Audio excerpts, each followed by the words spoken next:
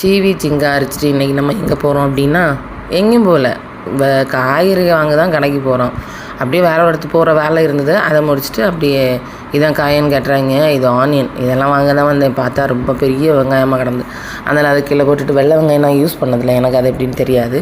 அப்புறம் இந்த பக்கம் வந்து சால்ட்டடு இப்போ இது இருந்தது, கேஷ்யூ இருந்தது. பார்த்தா அது ரொம்ப சீக்கிரம் எக்ஸ்பைரி ஆகிற மாதிரி இருந்தது, அதனால் அதை வாங்கலை. ஆஃபரில் போட்டிருந்தாலே அப்படி தான் நினைக்கிறேன், அதை வாங்கலை.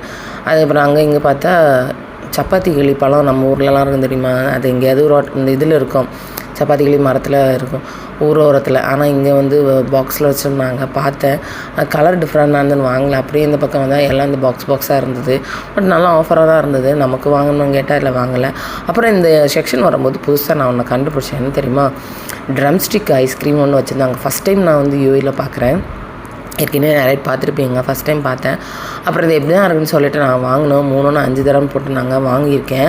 கண்டிப்பாக இதை சாப்பிட்டு எப்படி இருக்குன்றதை நான் அடுத்த இதில் நான் சொல்கிறேன். அதோட ஓப்பன் வீடியோ நான் போடுறேன்.